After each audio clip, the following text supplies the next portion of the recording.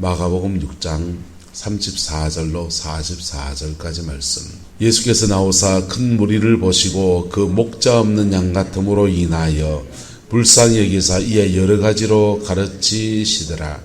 때가 저물어 가매 제자들이 예수께 나와 여짜오되 이곳은 빈들이요 날도 저물어 가니 무리를 보내어 두루 촌과 마을로 가서 무엇을 사 먹게 하옵소서. 대답하여 이르시되 너희가 먹을 것을 주라 하시니 여짜오되 우리가 가서 200데나리온의 떡을 사다 먹이리이까. 이르시되 너희에게 떡이 몇 개나 있는지 가서 보라 하시니 알아보고 이르되 떡 5개와 물고기 2마리가 있더이다 하거늘 제자들에게 명하사 그 모든 사람으로 때를 지어 푸른 잔디 위에 앉게 하시니 때로 100명씩 또는 50명씩 앉은지라. 예수께서 떡 5개와 물고기 2마리를 가지사 하늘을 우러러 축사하시고 떡을 떼어 제자들에게 주어 사람들에게 나누어 주게 하시고 또 물고기 2마리도 모든 사람에게 나누시매 다 배불리 먹고 남은 떡 조각과 물고기를 12바구니에 차게 거두었으며 떡을 먹은 남자는 5,000명이었더라.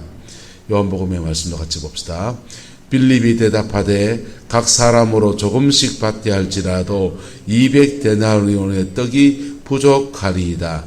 제자 중 하나 곧 시몬 베드로의 형제 안드레가 예수께 여짜오되 여기 한 아이가 있어 보리떡 5개와 물고기 2마리를 가지고 있나이다. 그러나 이것이 이 많은 사람에게 얼마나 되겠사옵나이까. 아멘. 예수님께서 성경에서 나오는 그 기적 가운데서 또 가장 놀라운 기적 두 가지 종류가 있는데 하나는 이 오병이어나 질병이어의 기적이고 또 하나는 바로 이제 죽은 자를 살린 기적이죠. 그런 이적과 기사를 그렇게 행하셨어요.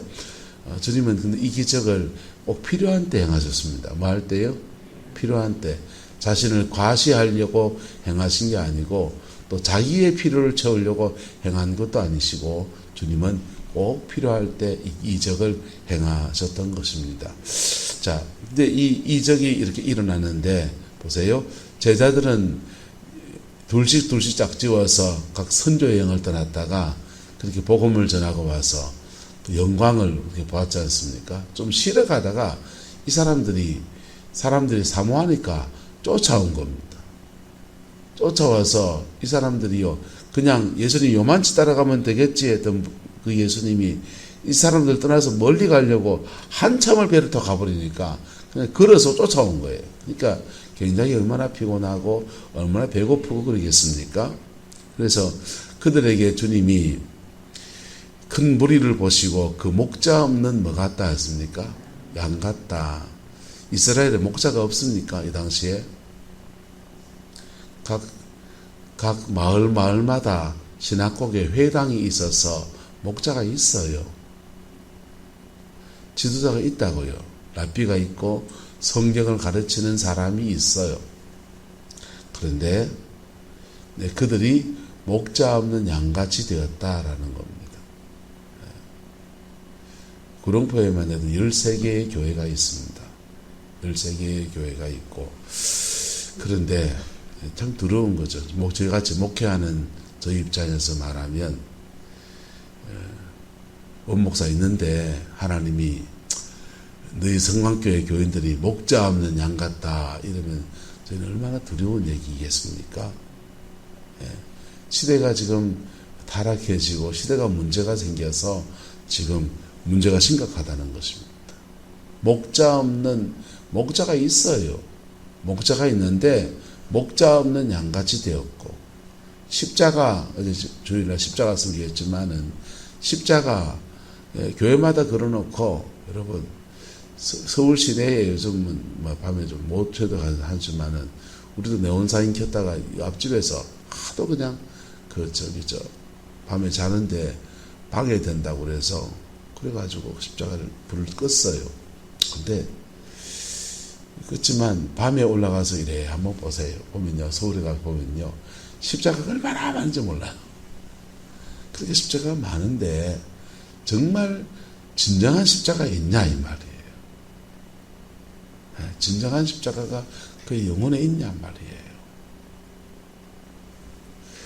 주님이 그 영적 상황들을 보시면서 안타깝게 여기셨습니다. 그리고는 불쌍히 여기사 이에 여러 가지로 뭐 하시더라? 가르치시더라 그랬어요. 주님은 말씀 사역을 한다 할 때 두 가지로 나누어집니다. 한번 따라합시다. 복음을 전하시고 말씀을 가르치시고. 이게 똑같은 광대상에서 하지만은 저도 그래요. 복음을 전할 때 하고 말씀을 가르칠 때 톤도 다르고 흐름도 달라요. 복음을 전할 때는 선포예요. 복음을 전할 때는 그냥 믿고 받아들이면 되는 얘기예요. 믿습니다 하면 됩니다. 할렐루야. 마음 열고 믿습니다 하면 돼요. 근데 그 복음을 전할 때는 주로 하나님의 은혜에 관한 얘기들이에요. 그런데요, 말씀을 가르치실 때는요, 헬라어로는 이걸 캐리그마, 복음을 전하는 거 선포하다, 캐리그마라고 하고요. 그 다음에 가르친다 할 때는 디다케라 그럽니다. 가르치는 얘기를 할 때는요, 자분자분 가르치는 거예요. 이렇게 살아야 됩니다. 이렇게 믿어야 됩니다. 이렇게 행해야 됩니다. 왜 그렇게 해야 되는데요? 그런 왜 그렇게 해야 돼요? 영적인 원리가 이렇습니다. 이런 것들은 디다케에 속한 것들입니다. 그래서 예수님은 지금 사람들을 불쌍히 여겨서 지금 뭐 하고 있습니까? 디다케, 가르치고 있는 거예요. 가르치고 있는 말씀 앞에서는 믿습니다 하면 안 돼요. 가르치고 있는 말씀 앞에는 따라합시다. 아멘. 그렇게 행하겠습니다. 아멘. 순종하겠습니다. 이래야 돼요. 그래서 하나님의 말씀은 어떤 건 믿고 받아들여서 그 은혜로 그냥 받으면 내게 되는 게 있고, 하나님의 말씀 어떤 것들은 내가 믿고 믿은 것만 믿습니다만 족한 게 아니라 내가 그렇게 기도하겠습니다. 내가 그렇게 순종하겠습니다. 내가 그렇게 나가겠습니다. 이제부터는 그래 미워하는 거 욕하는 거 안 하겠습니다. 그런 결단들이 필요한 것입니다. 주님이 이 사람들에게 이제 가르치기 시작. 주님은 주로 이 가르치는 사역은 제자들에게 행했는데, 선포는 무리들에게, 백성들에게 하고, 가르치는 일은 주로 제자들에게 했는데, 오늘 이 사람들은 열심히 특심인 사람들이 여기까지 딱 좋았다가 주님이 배 타고 저리로 가시니까 일이 삥 돌아와가지고 그 육지로 그냥 걸어가지고 배보다 먼저 와가지고 그래 앉아있는 분들입니다. 그래서 그분들에게 주님이 가르치시는 거예요. 가르치셔서 많은 것을 그분들이 깨닫지요. 그런데 해가 이제 저물어 갑니다. 제자들이 나와서 예수님께 말합니다. 이곳은 어디고? 빈들이다. 예. 왜 빈들일까요?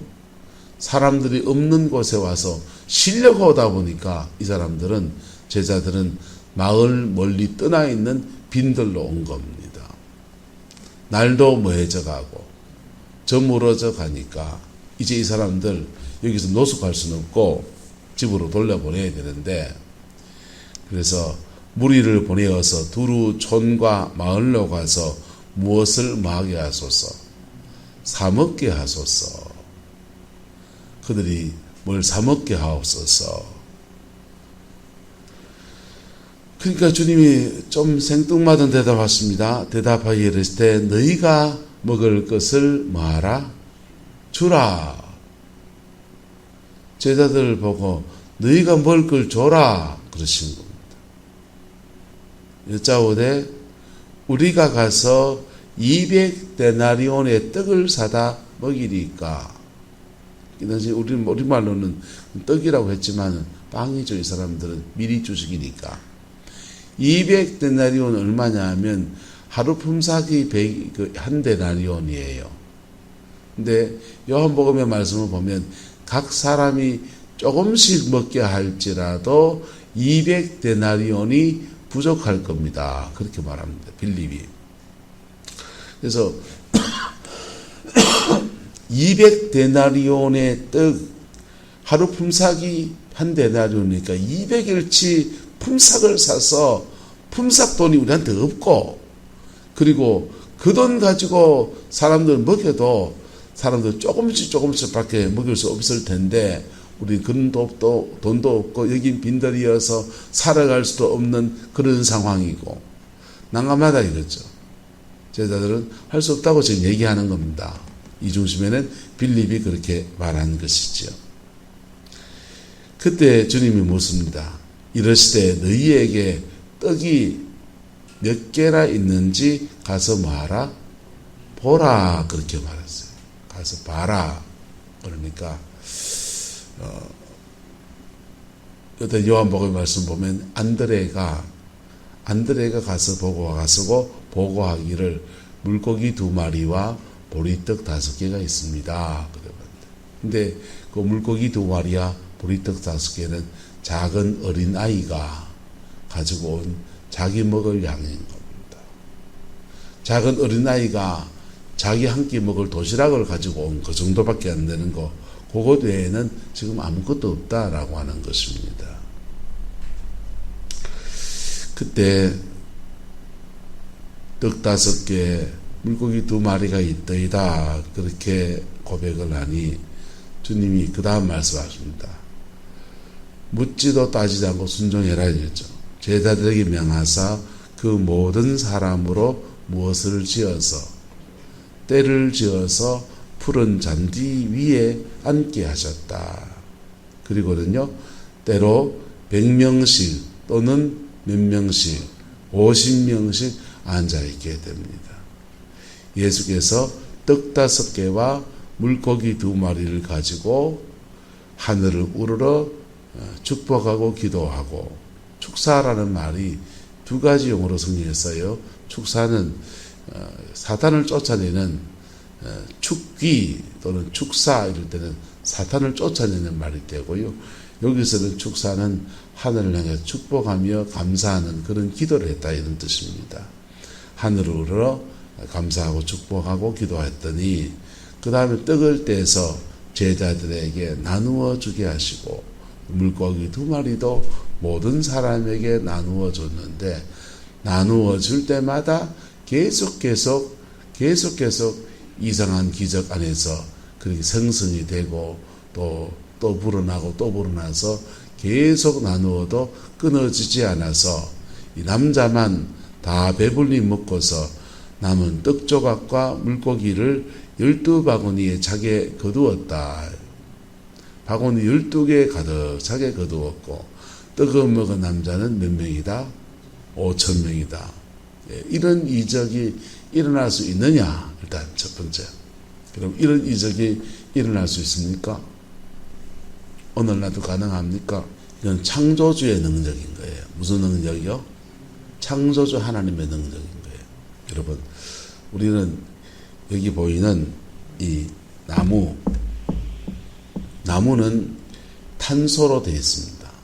탄소는 어디서 왔냐? 이 나무의 탄소는 공중에 있어요. 공중에 있는 이산화탄소를 식물체가 땅속에 있는 물을 끌어올려서 태양의 힘, 태양 에너지를 가지고 이거를 분해를 합니다.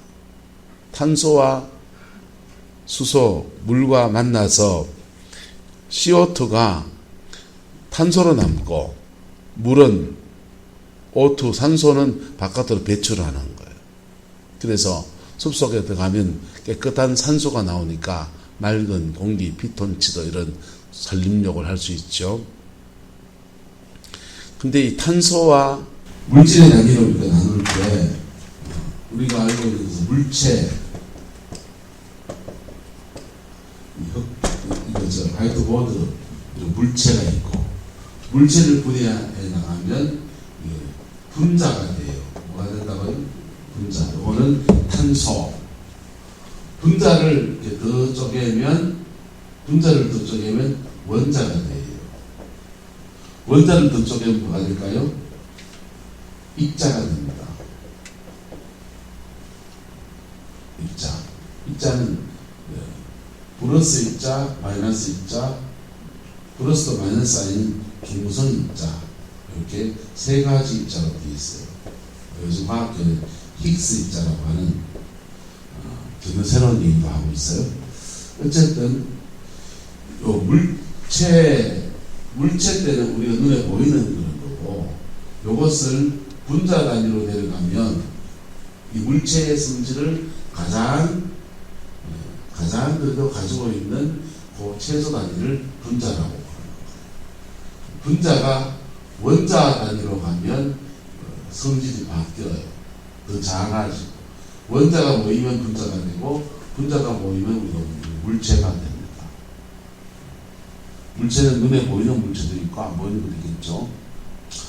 그런데 이 모든 물체는 여기 입자 단위에 가면, 한번 따라보자, 다 똑같습니다. 눈에 보일 때는 이게 책상이고 테이블이고 그런데, 입자로 가면 플러스 입자, 마이너스 입자, 중성자 이렇게 되어 있어요. 그래서 플러스 입자에 전자가 몇 개 붙어 있느냐에 따라서 원자가 달라지는 거예요. 플러스 입자 한 개에다가 마이너스 한 개 붙어 있는 것을 수소라고 합니다. 수소.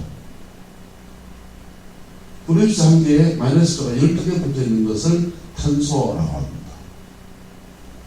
숫자, 입자가 어떤 순서로 어떤 만큼 되어 있냐에 따라서, 왜 이게 한 개 붙어 있냐.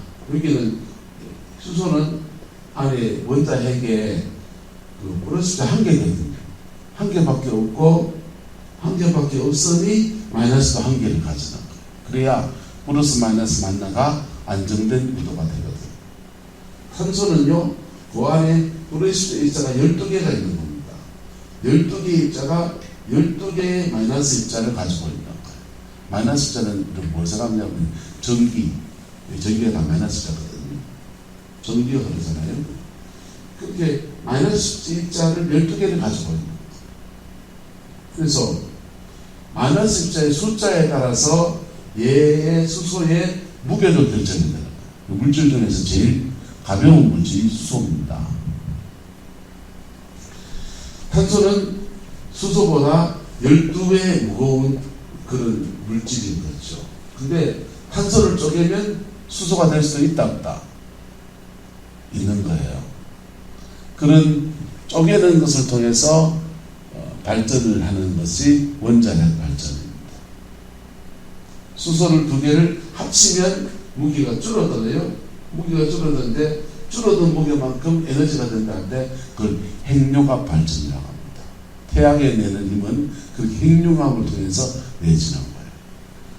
근데 다 필요 없고, 물질의 가장 깊은 단위로 가면 뭐가 된다? 입자가 되는 거예요. 뭐가 된다고요? 입자 단계에 가면 우리는 빵이라는 물질을 먹는데, 빵이 입자 단위로 가면 빵이나 이나 똑같은 거예요. 빵이나 공기 중에 있는 산소나 똑같은 겁니다.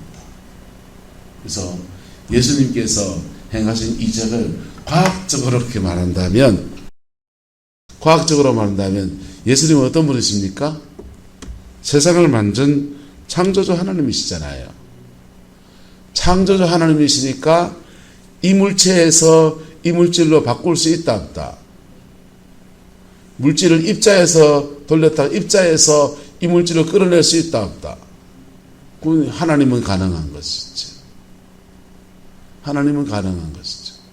현대과학에서 사람이 돌아가시면 그 시신을 그걸 이제 고온에 이렇게 변화를 시키면 이걸 가지고 다이아몬드를 만들어요. 왜 다이아몬드를 만들 수 있느냐? 사람의 인골 안에 탄소 성분이 있고, 그 탄소 성분을 압착을 해서 고온 고압을 걸면은 그 다이아몬드가 됩니다. 그런 다이아몬드 인공적으로 만들어낸 걸 가지고 핸드 그라인더나 이런 데서 공업용 다이아몬드가 나오는 거예요.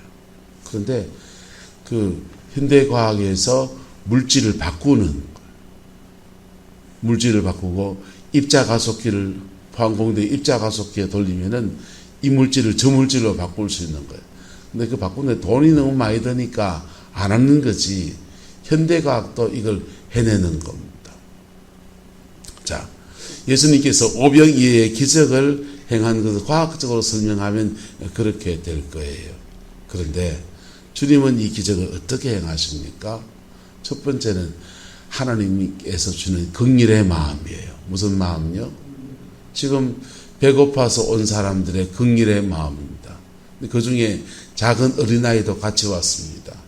작은 어린아이가 예수님은 배 타고 바로 가로질러서 빈들로 갔는데 아버지 손에 끌려왔는지 혼자 왔는지 모르지만은 자기 벤또 들고서 이렇게 삥 돌아서 걸어오니까 얼마나 먼 길을 걸어왔습니까?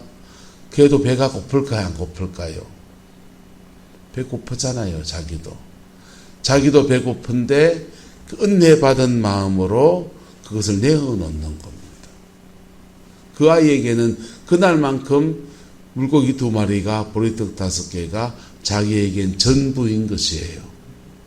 그것을 주님 앞에 내어놓았더니 주님은 그것을 믿음의 받침돌로 사용하셨습니다.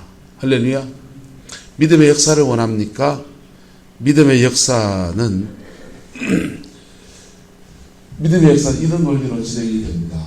믿음의 역사는 태산 같은 문제, 지금은 오병이어 5,000명의 사람의 밥 먹어야 되는 문제입니다. 밥 먹어야 되는 태산 같은 문제, 제자들의 말은 두루 촌으로 보내서 그들 힘으로 사먹고 어떤 사람은 없으면 좀 굶고 금식하며 가서 그냥 받은 은혜 금식도 좀 하고 그렇게 그냥 각자 도생합시다 이 얘기죠. 근데 주님이 너희가 먹을 거 주라 그렇기 때문에 순종하려고 하니까 이때는 하나님의 능력이라는 어마어마한 은혜가 필요한 겁니다. 할렐루야. 근데 이 은혜를 위해서 그들이 믿음으로 순종하는 것은 보리떡 5개와 물고기 2마리라고 하는 작은 받침돌이에요. 할렐루야.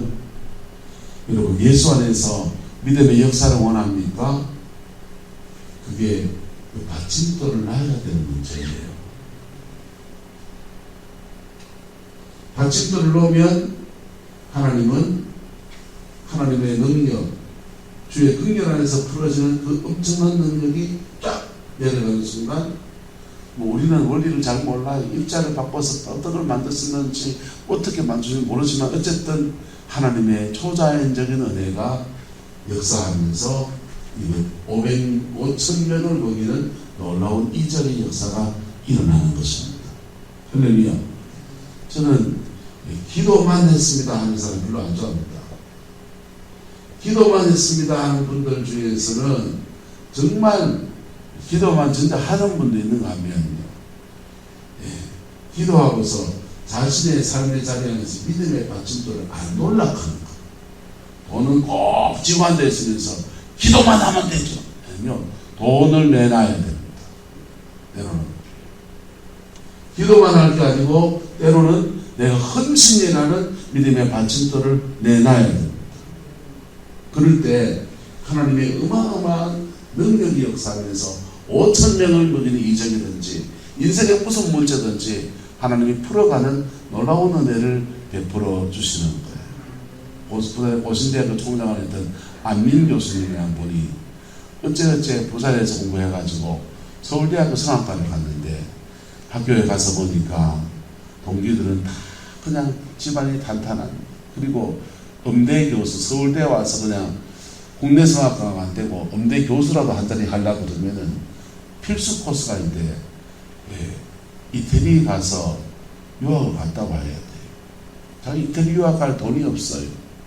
대학 다니면서 계속 가해하면서 밥 먹고 사는데 이태리 유학 갈 그런 비전이 보이지 않습니다. 하나님 앞에 새벽마다 나와서 기도합니다. 하나님, 나 좀 이태리 가게 좀 도와주세요. 기도만 했습니다. 기도만 했더니 그 기도 중에 하나님의 음성이 들립니다. 한 사람은 네가 먼저 내놔라. 네가 먼저 내놔라 하는데 안민 교수님 열받는, 집불도 없는 가난한 집안에서 근데 믿음 하나 지키려고 새벽에 와서 그렇게 기도하고 있는데 하나님이 하시는 음성이 아야 내가 네 음성을 들었느니 네 간구를 들었느니라 내가 응답하니 역사하리라 도와주리라 믿음으로 나가라 내가 너를 도와주리라 가면 비행기 포티켓이 열릴 것이고 뭐 가면 뛰어가서 정주꾸다 나올 것이고 이러면 얼마나 좋습니까? 근데 하나님이 생뚱맞은 질문 네가 먼저 내놔라 열받아서 새벽기도 제껴붙습니다. 열받아서 새벽기도 안 나가고 기도 다 접어버리고 방 안에 끙끙 앓고 있는데 자기가 전도한 가야 하는 주인집 아주머니가 한 선생 기도하러 가야지 그래 되나 떨리가지고 기도하러 왔는데 눈물만 펑펑 나더라고요. 펑펑 울고 있는데 마음속에서 그럼 내가 가진 게 뭔가 네가 먼저 내놔라 했으니 내가 가진 게 뭔가 곰곰이 생각해 보니까 서울대학교 성악과 다니고 있던 학벌 그리고 깨꼴 노래 잘하는 그거 하나 그래 나의 재능을 가지고 내가 내놓을 거 내놔보자 그래 마음먹고 제일 처음 시작한 건 뭐냐면 자기 교회 안에 연만하셔서 주일날 출석을 잘 못하는 분들 가정을 새벽에 오는 사람들이었으니까 이래 알아가지고 가정 가서 복음도 전하고 가정 가서 찬양을 가서 찬양을 이래 불러주면서 마음을 위로해주고 세워주는 그런 시간 같습니다. 그러다 보니 재미가 나요. 그래서 서울대학교 음대 동문을 동원해가지고 찬양팀을 좀 합창단을 만듭니다. 티켓을 팔고 돈을 모아서 전국을 돌아다니면서 교도소, 군부대, 나원자촌 온 데를 돌아다니면서 찬양 선교를 하는 것. 복음을 전하는 일들을 합니다. 네가 먼저 왜라? 내놔라. 받침돌이에요. 네가 먼저 내놔 받침돌을 하고 있는데 하나님이 그를 제대로 대학원 과정을 마친 사람을 하나님이 부산의 고신대 음대 교수로 청빙받도록 길을 열어주신 거예요. 신앙이 좋고 또 음악적 실력도 있고 서울대학교 나왔고 그러니까 부산 사람이고 해서 고신대 음대 교수가 됐습니다. 그리고 고신대학교에서 유학을 보내줘서 이태리 유학을 갔다 오고 그리고 자기 안에 그런 여정 안에서 이미 믿음으로 충분히 훈련되어지니까 기업체에 가서 자기 인생을 강연하고 할 때마다 그 강연료가 들어오는데 교회 가서 그냥 어떤 때는 교회나 군부대나 이런 데 가서 공짜로 섬겨줘야 될 때 가면은 돈 안 받고 하지만은 삼성그룹에 가서 강의하면은 돈이 수억이 들어오는 거. 재정적으로도 하나님이 축복하시고 사회적으로도 고신대 총장까지 하고 그렇게 그런 사회적 지위도 이뤄주시고 곳곳에 청소년들에게 인생에 방황하는 청소년들에게 복음을 전하는 아름다운 일도 하고 장로님으로서 그렇게 하나님 앞에서는 은혜도 주시고 자기는 자기 인생에 믿음의 받침돌을 한번 놨던 것이 평생에 하나님의 능력이 함께하는 은총으로 그렇게 역사되어지는 거예요. 할렐루야. 저와 여러분들 안에서 이 은혜가 있기를 축복합니다. 열심히 기도하시면 기도하셔야 됩니다. 기도하시고 주님이 무엇을 말씀하시든지 간에 그 받침돌을 믿음으로 순종하며 놓는 겁니다. 주님은 너에게 무엇이 있느냐고 물으셨고 그럴 때 안드레가 주님께 말합니다. 보리떡 2개, 물고기 5개 있습니다. 근데 이걸로 뭘 할 수 있죠? 주님께 물어야 돼요. 그거 내놓을 때 그 작은 아이가 그걸 하나님 앞에 드린 거 그거 내놓을 때 주님이 100명씩 때로 앉게 하라 할 때 순종하는 겁니다. 그게 믿음의 받침돌이에요. 할렐루야. 주님은 나사로를 살리실 때도 하늘에 엄청난 이적이 일어나는 그 순간의 자리에도 내가 명하노니 돌은 굴러갈지어다. 내가 명하노니 나사로는 나와라. 이래 안 하셨어요. 사람들 보고 돌을 굴려라 하셨습니다.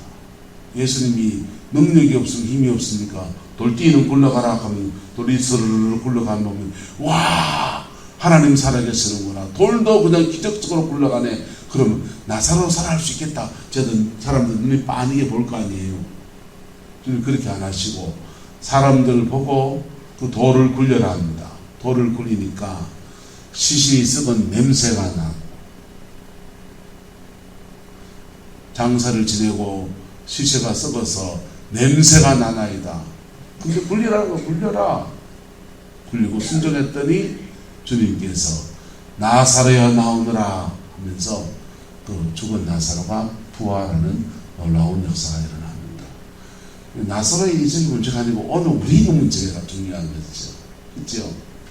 여러분의 가정의 문제 앞에서 마찬가지입니다.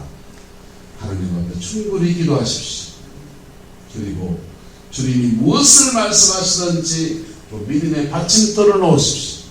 그러면 하나님은 어떤 원리를 동원해서 과학적인 어떤 원리를 동원하시든지 어떤 사람을 동원하시든지 어떤 역사를 일으키시든지 하나님의 거룩하신 뜻 안에서 주의 긍휼 안에서 풀어가시는 역사를 허락하실 것입니다. 저와 여러분 안에 이것이 이 오병이어의 기적이 우리에게 믿음의 하나의 모델이 되기를 예수님의 이름으로 축복합니다. 신앙의 성장의 하나의 모델이 되기를 예수 이름으로 축복합니다. 이런 이적을 체험하면요, 이적주의자가 돼서도 안 돼요. 아유, 주님은 오병이어의 기적 때문에 계속 기적 행하시겠지. 그거 아니에요. 주님은요, 갈릴리 바다를 그냥 물리로 걸어갔습니다. 그럼 주님이 맨날 물리로 걸어갔습니까? 주님 갈릴리 바다를 주로 배 타고 건너갔습니다. 꼭 필요할 때, 그럴 때 주의 이적을 행할 나가고, 그리고 하나님은 그 이적을 허락하셨는데 그때마다 믿음의 받침돌이 놓여지는 그 믿음의 순종 앞에서 주님이 역사하시는 거예요. 그 은혜가 여러분의 가정과 삶에도 이루어지게 되기를 예수님의 이름으로 축복합니다. 기도하겠습니다. 좋으신 아버지 하나님, 주의 나라와 주의 은혜가 우리 가운데 풀어지게 하시고 하나님의 그 영광이 함께하는 은혜가 있게 인도하여 주옵소서. 아버지 성도의 가정과 삶의 자리 안에 하나님 이 오병이의 기적과 같은 아버지 은혜들이 필요합니다.